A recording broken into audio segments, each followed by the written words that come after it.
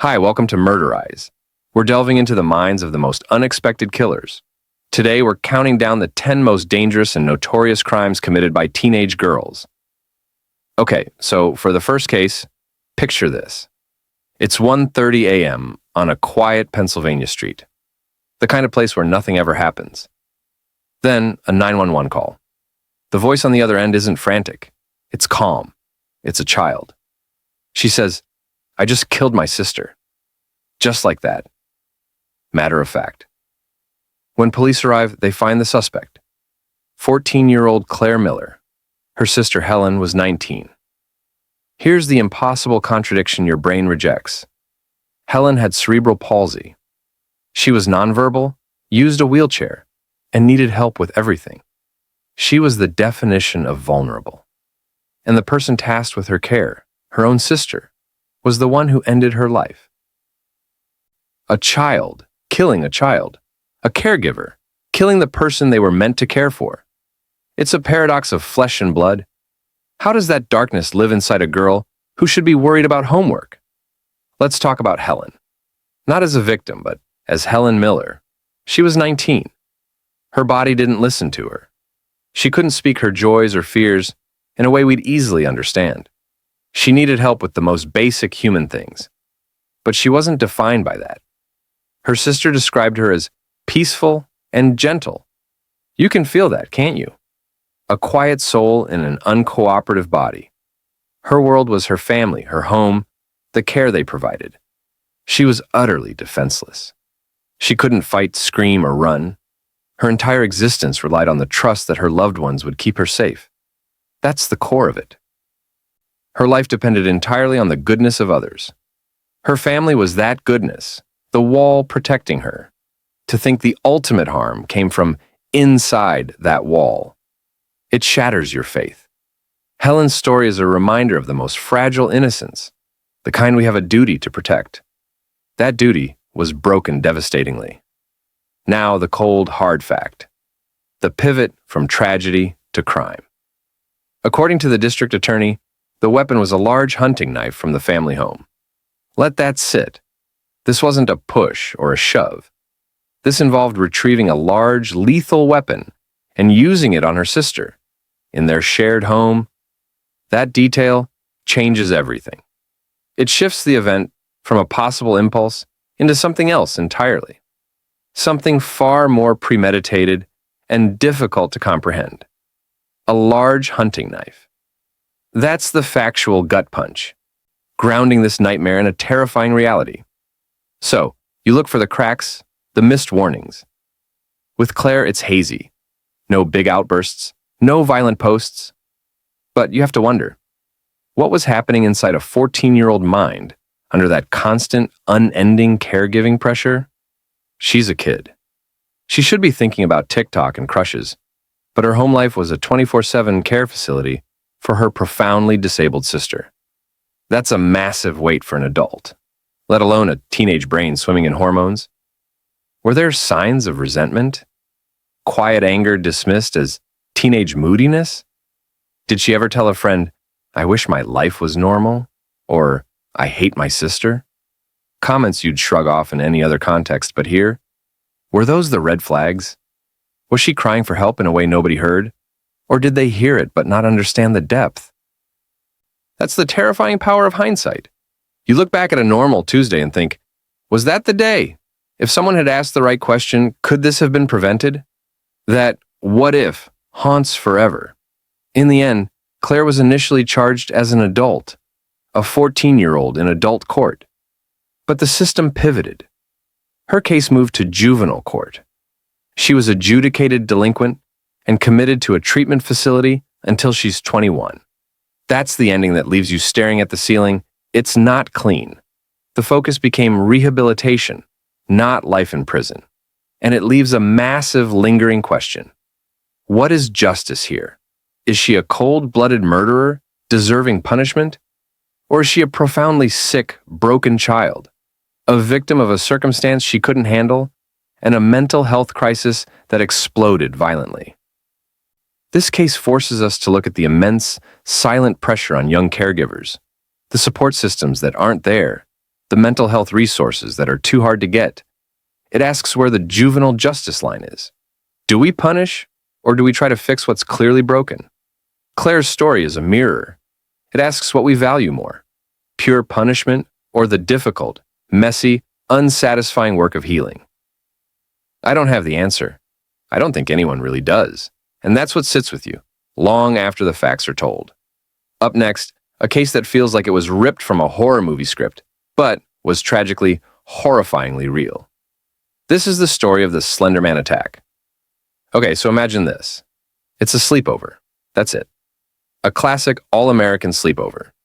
You've got three 12-year-old girls, probably in pajamas, surrounded by junk food and watching movies.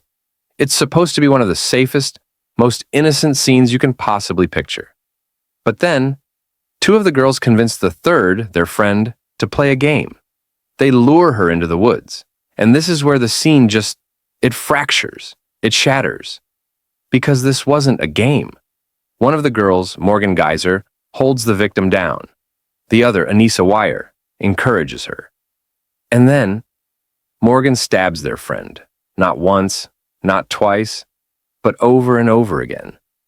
The sheer impossible contradiction of it is what hits you first. This is childhood innocence, twisted into something monstrous. These weren't hardened criminals. They were children at a sleepover, and they tried to murder their friend as a sacrifice to a fictional internet boogeyman named Slender Man. Your brain just short-circuits trying to process that. The location, the age, the motivation, none of it fits into any logical box of why a crime happens. It's a nightmare that walked right out of a fairy tale and into a Wisconsin forest. Now, let's talk about the girl at the center of this, the one who survived. Her name is Peyton Leutner, though she's often called Bella. And by all accounts, Bella was sweet. She was kind, she was quiet. And most importantly, she was trusting. That's the part that just gets you, right? Her vulnerability wasn't just physical, it was emotional. She trusted her friends. She went with them into those woods because she believed them. That's the sacred pact of friendship at that age, and it was the very thing that was weaponized against her. She was completely defenseless, not just because she was a child, but because she was betrayed by the people she felt safest with. The attack was so brutal, so vicious, but the true depth of the tragedy starts with that trust. She was a good kid who deserved giggles and secrets and braces and high school proms, not a fight for her life in the dirt, left for dead by the very girls she called her friends. So we have the sleepover, the betrayal, the woods. But to understand the sheer brutality of this, you need one hard, cold fact. You need to understand what was done to Bella. The 911 call, made by a cyclist who found her stumbling, bloodied along a road, was chaotic. But the official detail from the first responders and the medical reports is the one that lands like a physical blow. Peyton Leutner was stabbed 19 times. Let me repeat that. 19 times. The knife pierced her major organs. It missed her heart by literally a millimeter. That number, 19, it's not just a statistic. It's a measure of intent. It's a measure of fury. It takes the story out of the realm of a prank gone wrong or a childish mistake and plants it firmly in the reality of a sustained, determined, and ferocious attempt to end a life. And of course, after the fact, everyone went looking for the signs. And they were there, but they were digital. They were hidden in plain sight on the internet. Both Morgan and Anissa were deeply, obsessively immersed in the online Slender Man mythos. They were spending hours on the creepypasta wiki, reading and writing fan fiction about this fictional, suit-wearing, faceless entity who commands his followers to kill. Anissa had even created a document titled, "Let's Play Hide and Seek in the Woods," which laid out a plan. Morgan had told a classmate weeks before, "I'm going to be sent to a mental hospital because I believe in Slender Man." That's a screaming red flag, right? But in 2014, we were still, as a society, figuring out the line between a weird online interest and a genuine threat. Was it seen as just a dark phase? A morbid fascination? It's the ultimate hindsight question. If a kid today said that, what would we do? But back then, those digital cries for help, those fictional blueprints for violence, were just missed. The warning signs weren't in their schoolwork or their attitudes. They were in their browser history. So, where does this leave us? The legal outcomes were complex. Both girls were found not guilty by reason of mental disease or defect.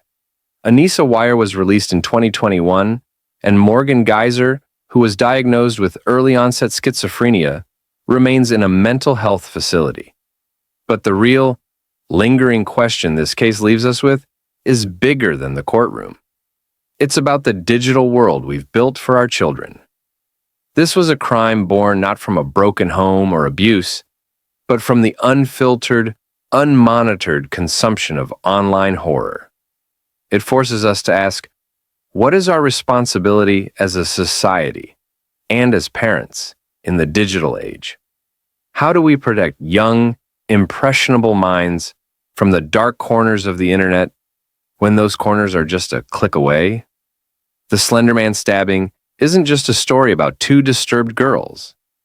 It's a terrifying cautionary tale about the very real power of virtual monsters and the vulnerable, developing brains that can, under the right or wrong conditions, be convinced to make them real. And for the third case, picture this. A 3-year-old girl. She's been sent away from her home in Detroit to stay with her godmother in South Carolina. It's supposed to be a safe haven, you know? A place of trust. A godmother, that title itself implies a sacred duty, a promise to protect. But then, the scene shifts. It's not a scene of comfort. It's a scene of unimaginable cruelty. This woman, this person who was chosen to be a guardian, is allegedly beating this tiny child. And the reason? Potty training accidents. The most normal, frustrating, but utterly mundane part of raising a toddler. That's the paradox that it's sickening. The person who is entrusted with her safety becomes the source of her terror. The act of teaching a child, of caring for them, is twisted into a pretext for brutal, sustained violence. It's a betrayal that operates on every single level of family, of faith, and of basic human decency. How does that happen? How does the mind make that leap?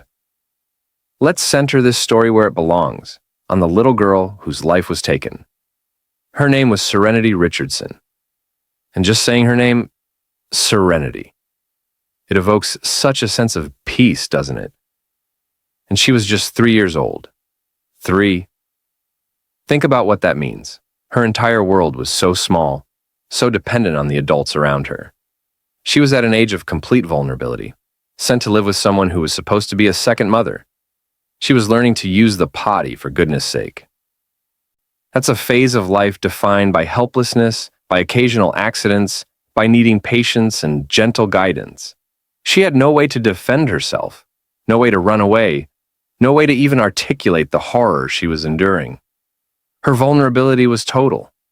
She was a baby, placed in the care of a person who had taken a vow to protect her, and that trust was shattered in the most violent way imaginable.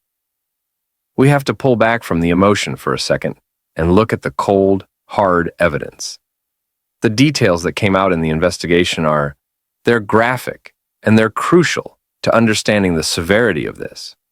According to the autopsy report and law enforcement, the tools of this torture weren't just hands. Serenity was beaten repeatedly with a belt and with a coat hanger, a metal coat hanger. Let that detail sink in for a moment. The sheer, calculated choice of that object. This wasn't an impulsive slap. This was the repeated, deliberate use of household items as weapons on a 3-year-old's body. The belt, the hanger, they speak to a level of premeditated brutality that is almost impossible to comprehend. It shifts this from a tragic loss of control into something far more sinister and sustained. In the aftermath, you always have to ask, were there signs? Could anyone have seen this coming? And with child abuse cases, the signs are often hidden behind closed doors. But there are sometimes whispers, patterns. In this kind of situation, the red flags are often in the isolation of the child and the caregiver's capacity for rage. Was there a history of impatience? A short fuse when dealing with normal child behavior? Did the godmother express frustration about the burden of caring for a toddler? We look back and we wonder, were there moments where the stress of caregiving boiled over into something darker, even if it was just in words? A harsh comment, a threat. In hindsight, every minor expression of anger is reevaluated. The tragic truth is that the biggest red flag is often the child's own silence, their inability to tell anyone what is happening to them behind those closed doors. This case, like so many involving the death of a child, forces us to look at the systems that are supposed to protect the most vulnerable. A little girl was sent from one state to another, placed in a home that was, on the surface, a safe arrangement. But what safeguards were truly in place? This tragedy leaves us with haunting, systemic questions about informal custody arrangements and the oversight of children who are not in the traditional foster system. How do we, as a society, better support caregivers, especially those who may be overwhelmed?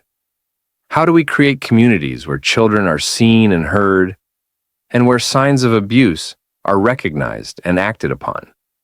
Serenity's death is a stark reminder that the covenant of protection around a child is only as strong as the community that upholds it. It forces us to ask how we can build stronger nets to catch children who are falling through the cracks, often in plain sight. Moving on to a case that is as senseless as it is chilling: the murder of Skylar Neese. This isn't a story of a long-standing feud or a clear motive. It's a story about the terrifying fragility of teenage friendships and a betrayal so shallow, it's almost impossible to fathom. So imagine this. It's the middle of the night. A 16-year-old girl, Skylar, gets a text. Probably nothing out of the ordinary, right? For a teenager, a late-night text is just part of life. But this text is from her two best friends. They're asking her to come hang out, to just sneak out and meet them. And she does. Because that's what you do with your best friends. You trust them. You go on adventures with them. But this was no adventure. When Skylar met Rachel Schoaf and Sheila Eddy that night, they didn't drive her to a party. They drove her to a secluded spot. And there, the two girls she laughed with, shared secrets with, the girls she considered her closest companions, they attacked her. They stabbed her to death. And the reason? The motive that later emerged from one of the killers? They just didn't like her anymore. Let that sit in the air for a second. That's the paradox that will never ever make sense. This wasn't a crime of passion or for profit. It was a chilling, casual disposal of a human being, carried out by the very people who should have been her safest haven. The ultimate betrayal, born from the most shallow, horrifyingly simple sentiment. Now, let's talk about Skylar. Skylar Neese was 16. She was smart, really smart. She was funny, she had a bright personality, and she was driven. She had a plan. She dreamed of going to law school, of becoming a criminal defense attorney. Think about the irony in that for a moment. She wanted to defend people in a system that would later be used to prosecute her own killers. Her vulnerability in this story isn't physical weakness, it's emotional. Her vulnerability was her trust. She believed in the bond of friendship so completely that the idea of it being a lethal trap never once crossed her mind. She got in that car expecting gossip and laughter, not a knife. She was killed not by strangers in a dark alley, but in the company of the two people she felt most herself with. That's a vulnerability that cuts deeper than any weapon. We have to break away from the emotion here and look at the timeline, because the cold, hard facts of the investigation are crucial. Skylar Neese sneaked out of her window on the night of July 6, 2012. She was reported missing the next day. But here's the fact that changes everything, the one that gives you chills. For 6 months, her two best friends, Rachel and Sheila, played the part. They went on television. They handed out flyers. They hugged Skylar's grieving parents and cried for the return of their best friend. They sat in her home, offering comfort, all while knowing exactly where Skylar's body was buried. They maintained that charade, that act of profound cruelty, for over half a year, until the guilt finally fractured one of them. So you look back and you have to ask, what were the signs? Were there any? And in the digital age, there almost always are. In hindsight, the clues were in their social media. After the murder, Sheila Eddy posted a callous, now bone-chilling quote on her Facebook: "Never trust the person who has everything to lose." But the red flags were also in the shifting social dynamics. There were reports of a slow, subtle freezing out of Skylar before her death. The classic teenage drama of a friend group turning sour. But when does typical teenage girl drama stop being typical? When does it cross the line from whispering in the hallways to this? That's the impossible question for parents and peers.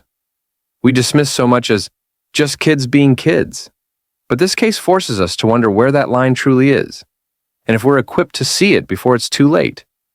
This case leaves us with a societal question that lingers long after the sentencing. It forces us to look at the dark underbelly of adolescent social structures and the terrifying potential for what experts call relational aggression to escalate into absolute violence. How do we teach our kids about the weight of friendship? How do we identify the warning signs of a child who is capable of such profound detachment? Skylar's murder isn't just a story about two evil teenagers. It's a horrifying window into how social exclusion, jealousy, and petty hatred can fester in a young mind until it manifests in the most unthinkable way. It challenges our very understanding of juvenile evil, making us ask if our systems, our schools, our mental health resources are equipped to spot the kind of cold, calculating resentment that doesn't just want to ruin a reputation, but to erase a life. Our next case is a stark and heartbreaking reminder of how volatile teenage emotions can be, and how a school, a place of learning and friendship, can become the backdrop for an irreversible tragedy. This is the story of Tia Wimberly and Amanda Collette. Picture the most normal, everyday scene you can imagine. A high school hallway between classes. The bells are ringing, lockers are slamming, kids are laughing and shouting, rushing to their next period. It's chaos, but it's a safe chaos. It's the sound of ordinary life. And in the middle of that ordinary life, two girls who were once inseparable best friends have a confrontation. One of them, Tia Wimberly, pulls out a gun. In front of all their classmates in this crowded, bustling hallway, she raises it and shoots her former best friend, Amanda Collette, point blank in the chest. The paradox is just, it's deafening. This is a place of safety. This was a relationship built on trust and secrets.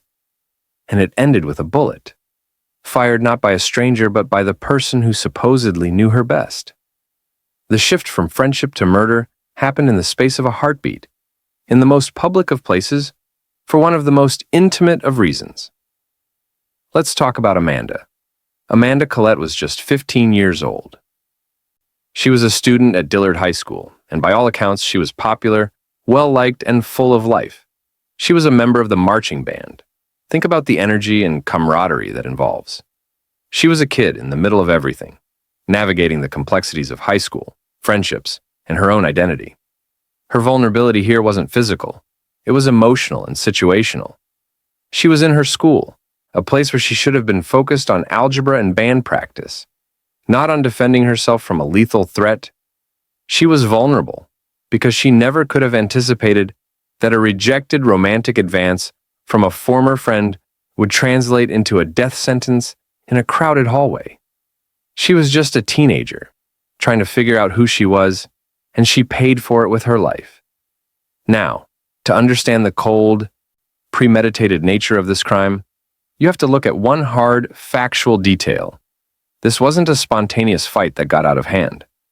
The investigation revealed that Tia Wimberly did not bring the gun to school that day on a whim. According to the Broward Sheriff's Office, she had brought the .38 caliber revolver to campus the day before the shooting, but hadn't acted. She then went home, and the next day, she brought the gun back to school with her. She carried it through the halls, waited for the right moment, and then executed her plan. That timeline, the fact she had the weapon for 2 days, that she had the chance to stop, to reconsider, and instead chose to follow through, changes this from a tragic impulse to a determined, planned murder. In the wake of the shooting, everyone looked back for the signs, and they were there. Screaming in hindsight, T had been openly struggling with the dissolution of her close friendship with Amanda, a relationship she had wanted to be romantic. She had reportedly been sending Amanda threatening text messages. She had written disturbing poems and journal entries about death and killing. She had even allegedly told another student about her plan before she carried it out. These weren't subtle hints. They were cries for help and declarations of intent. But the system, the school, the other students, how do you separate the genuine threat from the backdrop of teenage angst and dramatic expression? It's the eternal, devastating question after a school shooting. Which of the many warning signs was the one that should have triggered an intervention, and why was it missed until it was too late? The murder of Amanda Collette forces a painful conversation we keep having about schools and safety. It goes beyond the debate over physical security, like metal detectors. This case hits at the core of emotional and mental health support within our education system. How equipped are our schools to identify and help a student like Tia, who is clearly in profound emotional distress, before that distress turns outward into violence? It challenges the very notion of a school's role. Is it solely to educate, or does it have a fundamental responsibility to monitor the emotional well-being of its students? Amanda's death is a testament to the fact that the most dangerous threat can sometimes come not from the outside, but from the quiet, suffering student in the next desk, whose unrequited feelings and fractured friendships fester into an unimaginable tragic end.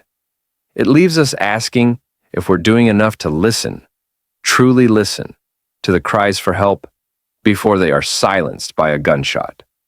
This next case is a harrowing story of domestic manipulation and a mother's love that became a death sentence. It's the murder of John Domenico, a crime orchestrated from within her own home. Imagine a mother's concern. It's one of the most fundamental instincts there is. Your teenage daughter is in a relationship you believe is unhealthy, with an older boyfriend you don't trust. You set rules. You voice your disapproval. You're trying to protect her. Now imagine that this normal, everyday act of parenting gets you killed. John Domenico was murdered in her own kitchen, bludgeoned, because she cared too much. The ultimate paradox is that her love and protection for her daughter is what made her a target. The very person she was trying to shield, her daughter Jennifer, along with the boyfriend she feared, Nicole Kacinskas, allegedly plotted the murder. The family home, the kitchen, the heart of the household became a crime scene because a mother dared to do her job and parent her child. Let's take a moment for Jane Domenico. She wasn't just a victim, she was a pillar of her community. She was a devoted mother and a beloved paraprofessional at an elementary school. Think about that role, a paraprofessional. She spent her days supporting and nurturing young, vulnerable children. She was a caretaker by nature, both at work and at home. Her vulnerability in this story is multifaceted. It was the vulnerability of being in her own home, a place where she should have been safest. It was the vulnerability of a parent whose love is being weaponized against her. She was completely unaware that the people she was living with, her own daughter and her daughter's partner, were allegedly plotting her murder. She was utterly defenseless against a betrayal that came not from a stranger, but from under her own roof. To understand the cold brutality of this crime, we have to look at the forensic evidence. This wasn't a quick or clean death. According to the autopsy report and court documents, John Domenico was attacked with a hammer and a knife. The official cause of death was blunt force trauma and stab wounds. The weapon, a hammer, is a tool of domesticity, something you'd find in any household junk drawer, transformed into an instrument of murder. The use of multiple weapons indicates a sustained, ferocious attack, one that goes far beyond what would be needed to simply kill someone. It speaks to a rage or a cold-blooded determination that is deeply unsettling. In the aftermath, the question is always, were there signs? And in this case, the red flags were likely the very tensions that defined the household, the intense arguments over the relationship, the daughter's withdrawal from her mother, the presence of Nicole, the older girlfriend, and the power dynamic there. Could anyone outside the home have seen the danger? Were the arguments dismissed as typical mother-daughter conflict? It's the terrifying subtlety of these situations. When does teenage rebellion cross the line into something sinister? When does a parent's legitimate concern trigger not just anger, but homicidal ideation? The warning signs were probably playing out in raised voices behind closed doors, misinterpreted as a family drama, not a prelude to murder. John Domenico's murder forces us to confront a disturbing and often invisible societal issue: the potential for lethal violence within parent-teen relationships, particularly when a manipulative third party is involved. This case is a stark lesson in how domestic violence can take many forms, not just between intimate partners, but flowing through the entire family structure. It leaves us with uncomfortable questions about how we support parents in crisis, how we identify coercive control in teenage relationships, and what resources exist for families where a child is being alienated and turned against a parent. Jean's death is a tragic reminder that the home can be a dangerous place, and that the systems designed to protect people from domestic harm are often ill-equipped to see the threat until it's far too late. This next case is one that not only shocked a nation, but also left a haunting cultural mark. It's the story of Brenda Spencer, a name forever tied to a chilling question and a senseless act of violence that targeted a place of innocence, an elementary school. So picture this. It's a Monday morning in January 1979. In a quiet San Diego neighborhood, kids are arriving for school. It's Grover Cleveland Elementary. And across the street, a 16-year-old girl is sitting in her house with a .22 caliber rifle. She opens a window, rests the rifle on the sill, and she just starts shooting at children. For no reason anyone could immediately grasp. The police arrive and manage to get a phone call through to the house, and when they ask her, "Why are you doing this?" she gives an answer that would become infamous, an answer so flippant and cold it defies all understanding. She said, "I don't like Mondays." That's the paradox that still echoes. This wasn't a targeted school shooting over bullying or grades. It was an act of random, sprawling violence, justified by a teenager's disdain for the first day of the school week. The mundane nature of the motive made the horror somehow even more profound. In the midst of this chaos, we have to remember the targets: an elementary school. We're talking about the smallest, most vulnerable children. But the story also highlights two specific men who embodied the protective instinct that day: Principal Burton Ragg and Custodian Mike Suture. Think about their roles. The principal, the leader of the school, a figure of authority and safety. The custodian, the man who keeps the physical building running, often a quiet, beloved presence. In the face of gunfire, they didn't run. They moved toward the danger. Principal Ragg was gunned down while desperately ushering children to safety. Custodian Mike Suture was shot and killed while trying to pull a gate closed to shield the students. Their vulnerability was their bravery. They were completely exposed, unarmed, and cut down while performing the ultimate act of care for the children they served. To understand the scale and method of this attack, you need the cold, hard numbers. Brenda Spencer didn't just fire a few shots. Over the course of approximately 20 minutes, she fired 30 rounds from her .22 caliber semi-automatic rifle from her home across the street from the school. In that barrage, she managed to strike 8 people. 2 of them, Principal Ragg and Custodian Mike Suture, died from their wounds. A police officer and several children, aged 6 to 9 years old, were wounded. The number 30, it signifies a sustained assault. This wasn't a single impulsive act. It was a barrage. She had to stop and reload. She had time to think, and she chose to continue. After an event like this, the search for red flags is frantic. And with Brenda Spencer, They were glaringly obvious in hindsight. She was a known troublemaker at school, a chronic truant. She had a deep fascination with firearms. Her father had given her the .22 rifle and a BB gun for Christmas, just a month before the shooting. Neighbors reported she would often shoot at animals and random objects in the neighborhood for fun. She had allegedly told classmates before the attack that she was going to do something big to get on TV. These weren't subtle hints. They were a cascade of warning signs: social isolation, access to weapons, a history of petty violence, and direct threats. It's a devastating case study in how multiple systems, family, school, community, failed to connect the dots that formed a clear and present danger. Brenda Spencer's case left a permanent scar on the American psyche and forced a national conversation that, tragically, we are still having today. It was one of the first high-profile modern school shootings, and it introduced the world to the terrifying concept of seemingly motiveless, adolescent mass violence. It sparked immediate debate about gun control, juvenile justice, and the role of parental responsibility. Her flippant, "I don't like Mondays" explanation forced a reckoning with the fact that evil doesn't always have a complex, understandable motive. Sometimes it's banal, senseless, and all the more frightening for it. This case, decades old, remains a dark blueprint. It forces us to ask the same questions we ask after every subsequent school shooting. How do we identify the Brendas? How do we restrict their access to weapons? And how do we protect our most sacred, vulnerable spaces from a hatred that, from the outside, can look like simple apathy?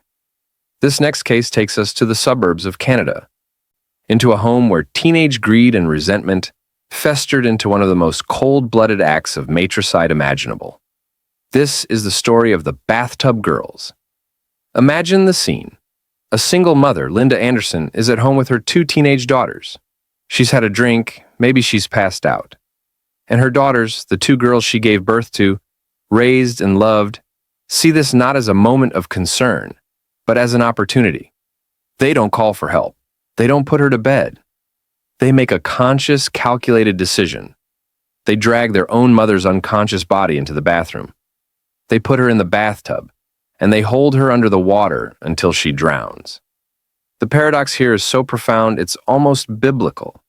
The very children a mother brought into the world, the ones she nurtured, become the instruments of her death. The family bathroom, a place of cleansing and routine, is transformed into a murder scene. And the motive?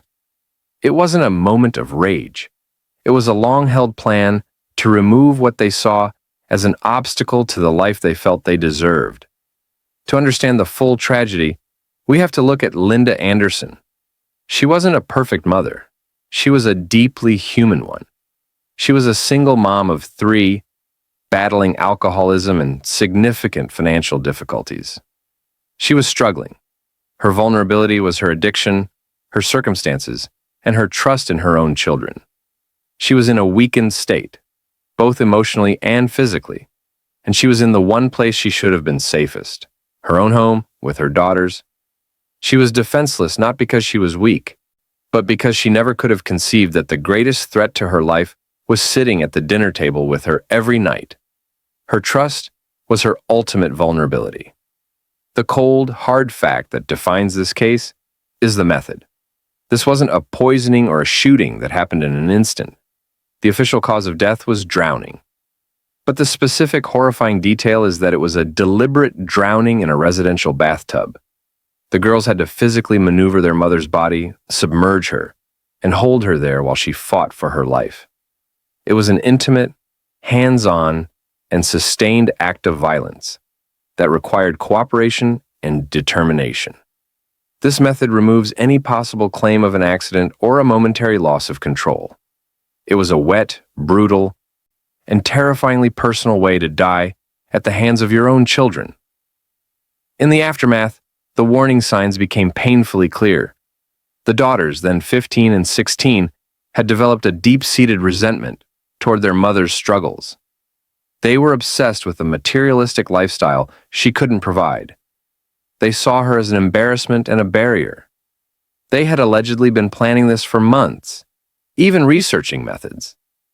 The red flags were their open contempt for their mother, their materialistic fixation, and their chillingly casual discussions about her life insurance policy.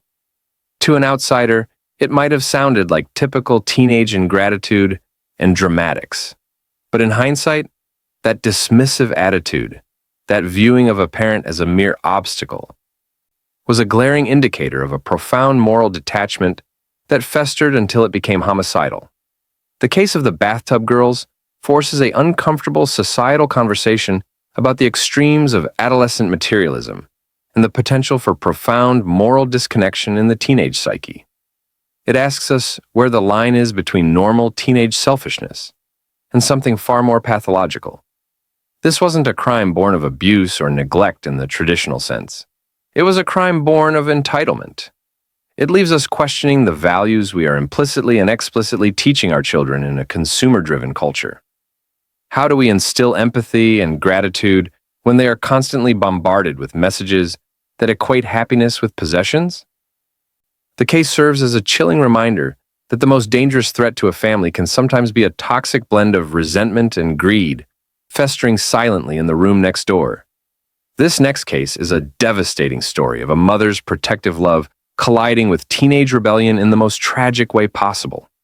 It's the murder of Joanne Witt, a crime that exposes the terrifying power of manipulation and the ultimate betrayal within a family. Imagine a mother's worst fear. Her 14-year-old daughter is involved with a dangerous older man.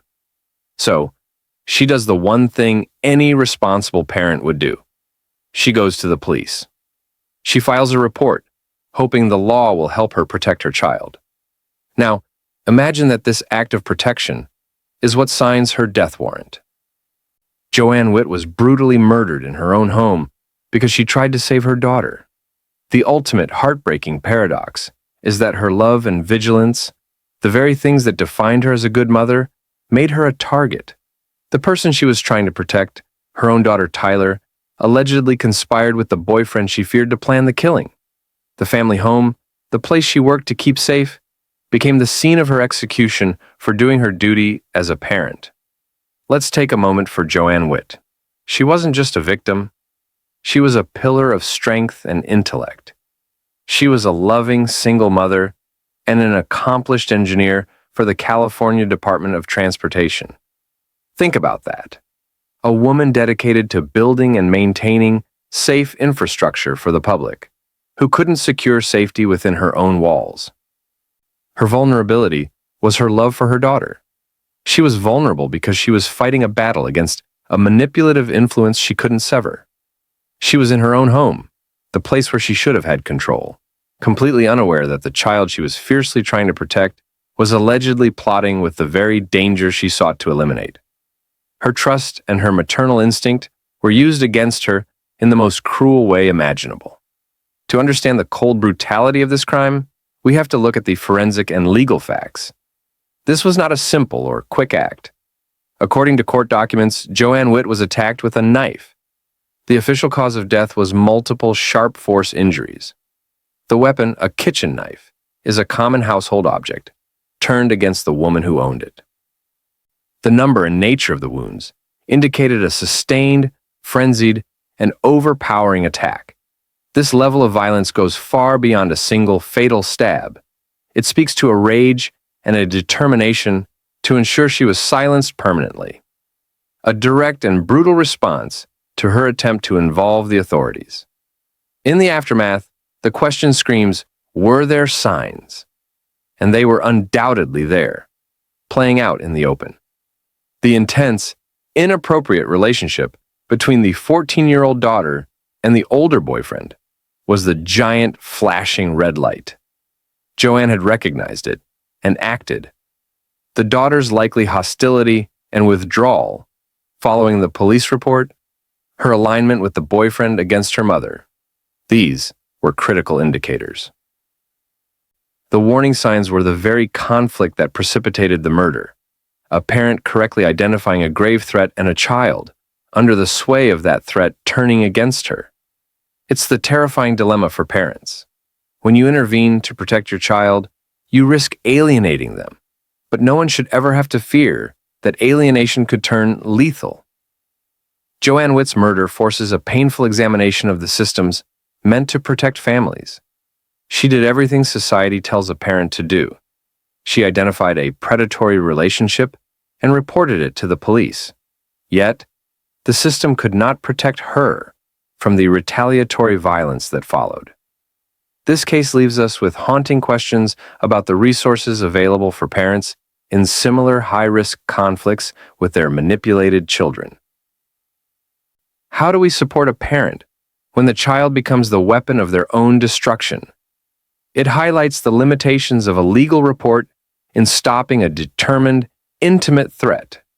Joanne's death is a tragic testament to the fact that sometimes the systems in place are reactive, not preventative, and that a parent's love and lawful action are no shield against a conspiracy of hatred born under their own roof. Our final case takes us to the affluent, manicured streets of Orinda, California, into a home where privilege and dysfunction collided in an explosion of shocking violence. This is the story of Marlene Olive, a case that exposes the darkest possible outcome of a toxic family dynamic. Picture this: a beautiful home in one of the most desirable zip codes in America. From the outside, it's the picture of success. A successful father, a lovely house, a privileged life. But inside, the air is thick with resentment. A teenage girl, Marlene Olive, feels suffocated by her adoptive parents, James and Naomi. She's fallen for a manipulative older boyfriend, and together they see her parents not as family, but as jailers. And then, the unthinkable. The very people who provided this life of comfort, who gave her a home and an education, are brutally murdered within its walls. The paradox is staggering. This wasn't a crime born of deprivation, but one that festered in the heart of abundance. The family home, a symbol of their achieved American dream, becomes a charnel house, its peace shattered not by an intruder, but by the daughter they raised. To understand the depth of this tragedy, we have to look at James and Naomi Olive. James was a successful advertising executive, the provider, the patriarch. Naomi, while struggling privately with alcoholism, was his wife and Marlene's adoptive mother. Their vulnerability was not one of poverty or weakness, but of proximity and trust. They were vulnerable because they were living with a ticking time bomb they likely saw as a troubled teenager. They were in their own home, a place of supposed safety, completely unaware that the daughter they had welcomed into their family was allegedly plotting their demise with her boyfriend. Their trust and their hope that this was just a phase became the very things that left them defenseless against an attack from within. The cold, hard facts of this case are particularly gruesome. This was not a simple or clean crime. According to court testimony, the murders were intensely violent. James Olive was bludgeoned with a hammer and then stabbed multiple times. After the killings, Marlene and her boyfriend, Chuck Riley, then had to dispose of the bodies. They did so by dismembering them, burning the remains in a fireplace, and later attempting to dispose of the evidence in a remote area. The use of multiple methods, bludgeoning, stabbing, and then the elaborate effort to conceal the crime, speaks to a level of brutality and cold-blooded calculation that is deeply unsettling. This was a protracted, messy, and horrifyingly intimate act. In the wake of the murders, the warning signs became a glaringly obvious roadmap to the tragedy. The years of toxic family clashes were the central red flag. There were reports of violent arguments, of Marlene's intense hatred for her mother, and of her relationship with Chuck Riley, whom her parents disapproved of. The family dysfunction was an open secret. But in an affluent community, such turmoil is often kept behind closed doors, dismissed as rich people's problems or dramatic teenage rebellion. The question in hindsight is agonizing. At what point does family strife stop being typical and start being a precursor to murder? The signs were there, the venom, the alliances, the seething resentment, but they were misinterpreted as a family in crisis, not a family on the brink of annihilation. The case of Marlene Olive forces a difficult conversation about the hidden dysfunctions that can fester in seemingly perfect environments. It shatters the myth that wealth and social status are insulators against this kind of violence. This tragedy leaves us questioning how communities and systems can identify and intervene in toxic family situations before they reach a fatal boiling point. It highlights the dangerous power a manipulative outsider can have in amplifying a teenager's resentment into homicidal rage. Marlene's story is a stark reminder that the most beautiful facade can hide the most rotten core, and that the pursuit of the perfect life can sometimes end in the most imperfect and brutal of ways. It challenges us to look closer, to listen harder, and to understand that privilege does not inoculate a family from the darkest corners of the human psyche.